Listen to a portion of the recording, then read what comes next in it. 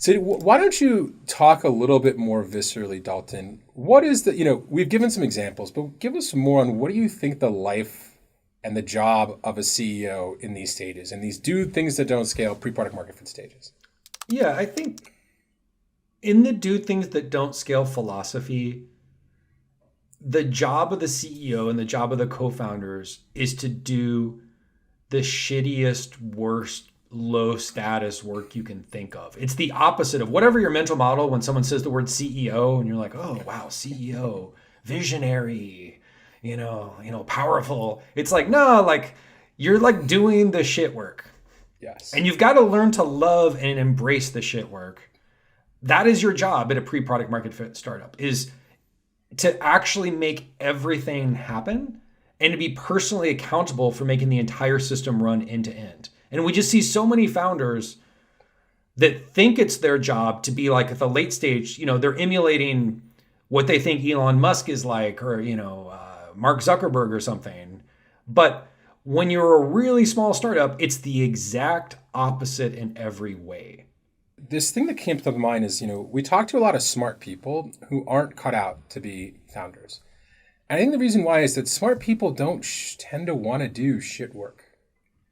And it's like a special kind of person who's smart, but who's like, no, like I'll get in my car and go pick up that order. Or like, no, like I will hand figure out how to build this horrible motor to move a car wheel. Like I'm going to get into the guts. And most smart people just don't want to do that, especially if they can get jobs where they don't have to. Think about how much, for most of our founders, their actual job is answering customer support emails and talking to angry, irate people that hate them and are like, I hate you. Yes. Like you're dealing with like up close and personal feedback because you're a tiny startup, right? There's no one else to yell at. And so every time like DoorDash screwed up an order, the founders of DoorDash would have to be like, I am very sorry. We will do better. Like you're the front lines. That's not fun.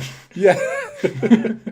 I love that. I love that because sometimes founders want to put other people on the front lines, and it's like, God, like no, like you are the front lines. But it's more scalable. Again, we're not trying to be facetious. It is more scalable if the founders could spend their time on other tasks, right? That's more scalable. But if you're doing things that don't scale, you embrace the suck, right? You give it a hug. You're like, yes, I love doing this horrible work. Yes. That is what actually doing things that don't scale is. Well, and then to your point, you learn. You learn what other people are unwilling to learn. So you build a better product. And so you serve your customers better. And especially when you're dealing with incumbents, you better believe that their senior management team isn't out on the front line. So whoever is developing the product there, they have some researcher or some outsourced person doing all this customer surveys and crap. And if you're on the front line, you'll learn 10 times more than they will. What about your friends who are making fun of you? Because you're doing this shit work. You tell your friends what you're doing. They work at Google, they get free food and free laundry and Google Bus. And they're like, what are you're hand delivering food? Like you're hand adding links to your own link sharing website? Like how do you get over the know-it-alls telling you like you are an idiot? That's not how it works. I know how it works. I work at Google.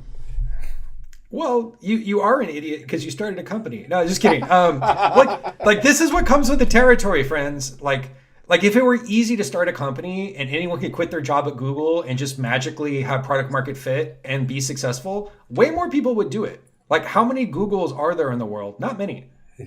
And it's because there's this stage screens out most people because it sucks. Right? Yeah. It sucks hard. Yeah. And so most people look at this and they're like, I have to do what? And then most likely I'll fail and I'll go broke, whereas I could keep my high status job.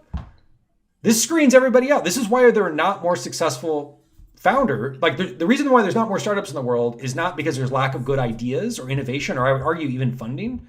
It's basically there aren't enough people that really want to do this stage of the startup and are good at it.